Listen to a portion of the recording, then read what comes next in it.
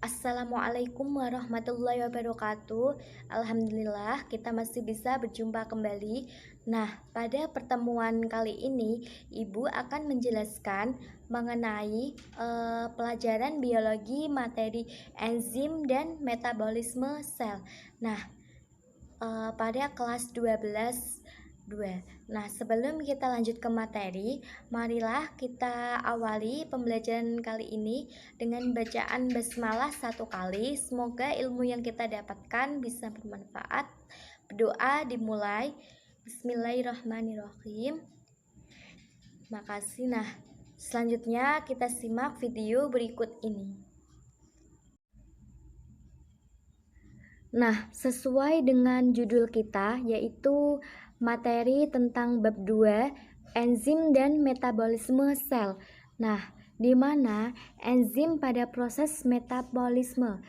Metabolisme sendiri merupakan seluruh proses atau reaksi biokimia dalam sel untuk memperoleh dan menggunakan energi sebagai untuk melaksanakan aktivitasnya serta untuk menjaga kelangsungan hidupnya. Selanjutnya adalah komponen enzim. Nah, enzim sendiri merupakan senyawa protein yang diproduksi oleh sel-sel makhluk hidup yang berfungsi sebagai biokatalisator. Nah, katalisator adalah zat yang mempercepat reaksi kimia tetapi tidak mengubah kesetimbangan reaksi atau tidak mempengaruhi hasil akhir reaksi tersebut. Sifat-sifat enzim meliputi beberapa. Nah, diantaranya yang pertama dipengaruhi suhu dan pH.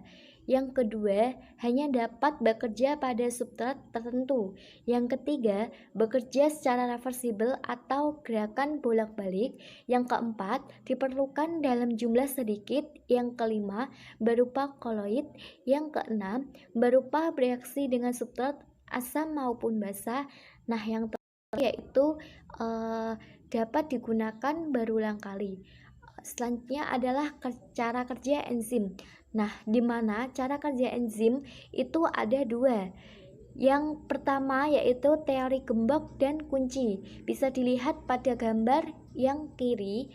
Nah, teori gembok dan kunci, teori ini dikemukakan oleh Emil Fischer pada tahun 1898. Nah, enzim diumpamakan sebagai gembok yang mempunyai bagian kecil yang dapat mengikat substrat. Jadi, enzim itu sebagai gembok yang dapat berikatan dengan substrat atau sisi aktifnya.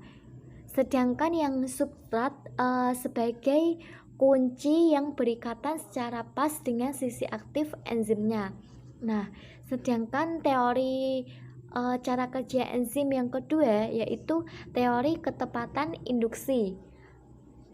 Nah, teori ketepatan induksi, sisi aktif enzim bersifat fleksibel dalam menyesuaikan struktur substrat sehingga ikatan antara enzim dan substrat dapat berubah menyesuaikan dengan substratnya.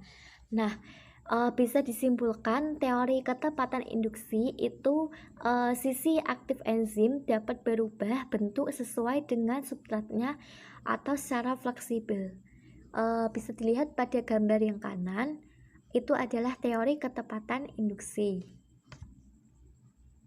Nah, selanjutnya adalah faktor-faktor yang mempengaruhi cara kerja enzim. Faktor yang pertama yaitu suhu. Nah, setiap enzim memiliki suhu optimum spesifik. Suhu minimum itu kurang dari 37 derajat, sedangkan suhu optimum bekerja secara optimal di antara 37 sampai 40 derajat. Sedangkan suhu maksimum itu adalah denaturasi atau lebih dari 40 derajat. Jadi setiap enzim memiliki suhu, pada suhu rendah itu mengalami non-aktif, sedangkan pada suhu tinggi mengalami denaturasi.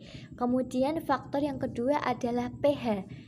Setiap enzim memiliki pH optimum spesifik. Perubahan pH mengakibatkan sisi aktif enzim berubah sehingga menghalangi terikatnya substrat dan mengakibatkan proses sebuah denaturasi. Kemudian faktor yang ketiga yaitu konsentrasi enzim. Penambahan besar konsentrasi enzim itu meningkatkan kecepatan reaksi enzim hingga tercapai kecepatan konstan. Nah, faktor yang keempat yaitu konsentrasi substrat. Nah, bertambahnya konsentrasi substrat akan meningkatkan kecepatan reaksi jika jumlah enzim dalam reaksi tetap hingga tercapai kecepatan konstan. Faktor yang kelima yaitu zat-zat penggiat atau aktivator. Aktivator merupakan zat yang berfungsi memacu atau mempercepat reaksi enzim. Sedangkan faktor yang mempengaruhi kerja enzim yang terakhir adalah zat-zat penghambat atau biasa disebut inhibitor. Nah, di mana inhibitor itu dibedakan menjadi dua macam. Yang pertama yaitu inhibitor kompetitif dan yang kedua inhibitor non-kompetitif. Nah, pengertian inhibitor kompetitif dan inhibitor non-kompetitif.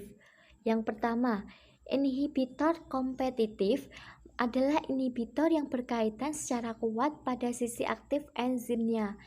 Nah, inhibitor kompetitif bersifat bersaing dengan substrat yang memperebutkan enzimnya. Inhibitor kompetitif dapat dihilangkan dengan menambahkan konsentrasi substrat. Bisa dilihat pada gambarnya. Sedangkan inhibitor non-kompetitif merupakan inhibitor yang terikat pada sisi selain sisi aktif enzimnya. Inhibitor non-kompetitif sifatnya merusak enzim. Inhibitor ini tidak dapat dihilangkan. Nah, ini perbedaan dari inhibitor kompetitif dan kompetitifnya bisa dilihat pada gambarnya.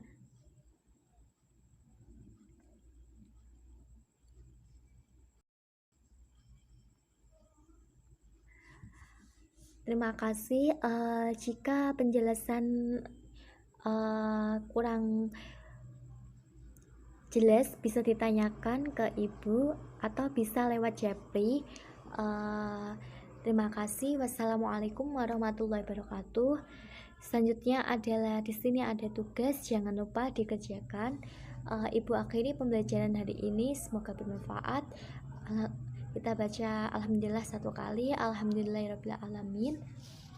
Terima kasih. Wassalamualaikum warahmatullahi wabarakatuh.